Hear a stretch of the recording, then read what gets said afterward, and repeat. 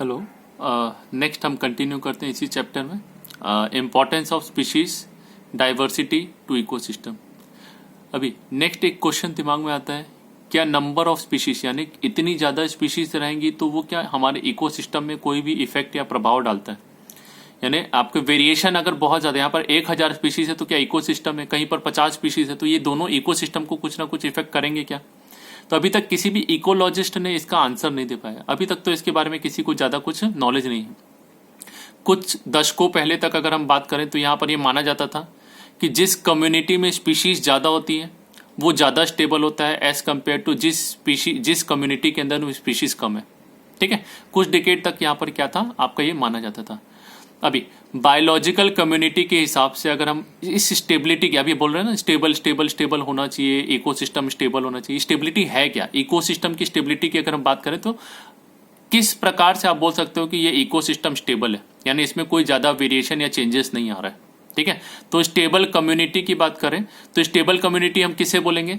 तो वह कम्युनिटी जहां पर क्या हो रहा है, प्रोडक्टिविटी, यानी इसमें जो उपज है ये क्या हो रहा है, आपका बनने वाली चीज है, इसमें कोई बहुत ज्यादा वेरिएशन नहीं है, होगा भी तो बहुत कम वेरिएशन है। ठीक है, नेग्लिजिबल के करीब अब यहाँ पर क्या होता है, वेरिएशन देखने को मिलता है प्रोडक्टिविटी में। ठीक, ऐसा जो आपका इकोसिस्टम रहेगा या आपका ऐसा कोई कम्युनिटी रहेगा जिसमें प्रोडक्टिविटी में कोई वेरिएशन नहीं है, साल दर साल लाखों साल तक आपका सेम प्रोडक्टिविटी दे रहा है, तो हम क्या बोलेंगे, इसको स्टेबल बोलेंगे। ठीक, दूसरा, ऐसी कम्युनिटी जो रेजिस्टेंट हो या रेजिलियंट हो।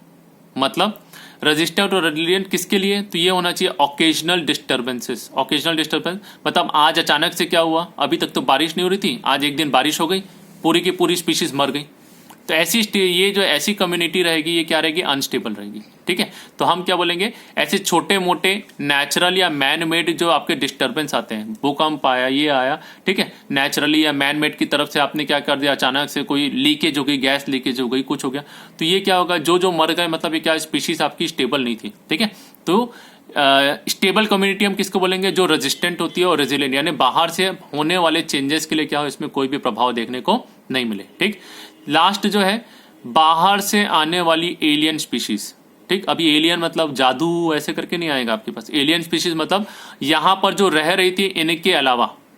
ठीक, अभी जैसे बोल दीजिए इंडिया में क्या है, पहले से यहां पर कभी भी आपका बंगाल में जो था ब्लू कलर के फ्लावर्स वाले जो प्लांट थे, ठीक है, ये आपको नहीं मिलते थे। ठीक, वाटर हाइसिंथ बोला जाता है इन्हें, वो आएगा उसके बारे में फिर से। तो वाटर हाइसिंथ यहाँ की स्पीशीज नहीं थी, इन्हें क्या किया गया, बाहर से लाया गया। तो ये क्या थी, बाहर से आने वाली स्पीशीज है जो यहाँ लोकल में कभी नहीं थी, इसलिए इनको क्या बोला गया, एलियन स्पीशीज। ठीक है, तो अभी एलियन स्पीशीज आने के कारण कोशिश क्या करती है, आएगी और अपना खुद यहाँ पर क्या करेगी, ग्रो करने की कोशिश करेगी। जैसे चाइना एलियन है हमारे लिए, आया और पूरा मार्केट खा गया हमारा।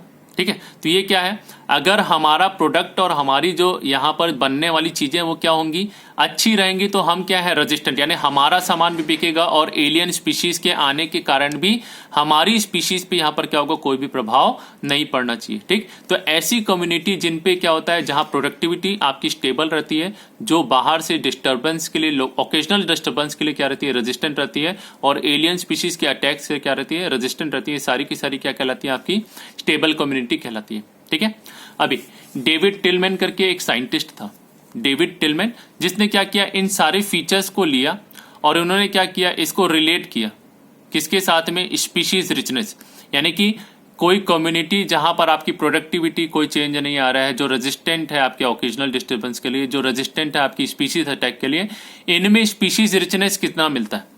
यानी उसने ये जो एक्सपेरिमेंट किया था, उसने क्या किया था, बाहर जाके लैब के बाहर गया और वहां पर उसने फील्ड में, ठीक है, यानी उसने क्या किया, प्लॉट डिवाइड कर दिया और अलग अलग एरिया में 1 किलोमीटर, 4 किलोमीटर, 10 किलोमीटर के प्लॉट में जाके उसने क्या किया, इस स्पीशीज रिच, यानी अलग अलग प्रकार की जो प्रजातियां पाई गई स्पीशीज की, उसको नंबर को खोजने की कोशिश की। और उसने क्या बताया, जैसे जैसे प्लॉट यानी कि प्लॉट विथ इंक्रीज, यानी जैसे ही आपके प्लॉट में स्पीशीज इंक्रीज होती है, ठीक है, तो यहां पर क्या होता है, आपका टोटल बायोमास में, ठीक है, यहां पर क्या होता है, यहां पर टोटल बायोमास में हर साल जो रहता है, क्या रहता है, आपका वेरिएशन कम दिखता है। यानी जिस प्लॉट में स्पीशीज ज्यादा है वहां पर टोटल बायोमास क्या रहेगा, प्रति साल आपका सेम टू सेम रहता है, यानी बहुत ज्यादा नहीं। बायोमास मतलब क्या होता है, आप किसी भी ऑर्गेनिज्म को उठाइए, उसका वजन कीजिए, क्या कहलाएगा, उसका बायोमास।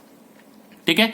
तभी जहां स्पीशीज ज्यादा थे जिस प्लॉट में, वहां पर बायोमास में आपको वेरिएशन नहीं, यानी कि ये कैसे थी, स्टेबल थी। जितना ज्यादा स्पीशीज रहेगा उतना ज्यादा स्टेबल आपका क्या रहेगा, इकोसिस्टम। अभी थोड़ी देर पहले ये बोला, तो इसीलिए प्रोडक्टिविटी भी क्या रही आपकी यहाँ पर, कॉमन, यहाँ सेम टू सेम रही, कोई भी चेंजेस नहीं आए। दूसरा चीज उन्होंने क्या बताया, जितनी ज्यादा बायोडाइवर्सिटी होती है ये उसको किस में मदद करती है, प्रोडक्टिविटी को बढ़ाने में। किसमें, प्रोडक्टिविटी बढ़ाने में बायोडाइवर्सिटी इंक्रीज करती है। किसने बताया था, डेविड टिलमैन। ये क्वेश्चन भी पूछा जा सकता है कि डेविड टिलमैन के द्वारा दिए गए या डेविड टिलमैन के द्वारा कथन कौन सा सही है कौन सा गलत है, ठीक है। तो करेक्ट स्टेटमेंट है, या फिर ये बता देगा कि किसने बोला था कि बायोडाइवर्सिटी जो है इंक्रीज होने में, ये होने से आपका प्रोडक्टिविटी में हेल्प करता है, तो डेविड टिलमैन, ठीक है। तो ये दोनों तीनों क्वेश्चन घुमा फिरा के पूछ सकता है, नीट के लिए भी इंपॉर्टेंट है। बाकी इसके अलावा स्टेबिलिटी के क्या कारण है, ये क्लास 12 के हिसाब से डेविड टिलमैन का क्या योगदान है, ये क्लास 12 के हिसाब से हमारे लिए इंपॉर्टेंट हो जाता है, ठीक। Last point, rich biodiversity. Rich biodiversity यानी कि जितनी ज़्यादा इसमें वेरिएशंस मिलते हैं, यानी जितने ज़्यादा नंबर स्पीशीज मिलेगी, जितने ज़्यादा आपके प्राणी या जंतु मिलेंगे, ये सिर्फ इकोसिस्टम के लिए ज़रूरी नहीं है, ये ह्यूमन के लिए भी, उनके सर्वाइवल के लिए भी क्या होती है, ज़रूरी होती है। डेविड टिलमैन ने नहीं कहा है, बट ये नॉर्मली बाद में जो है कुछ इकोलॉजिस्ट ने इन्होंने क्या बताया कि बायोडाइवर्सिटी जितनी ज़्यादा रहेगी वो इकोसिस्टम के साथ साथ ह्यूमन के सर्वाइवल के लिए भी क्या होती है, बहुत ज़रूरी होती है, ठीक है। अभी नेक्स्ट इसके बाद में हम लेंगे रिवेट पॉपर हाइपोथेसिस, वो इंपॉर्टेंट है, शॉर्ट वीडियो इसका अलग से बनाएंगे।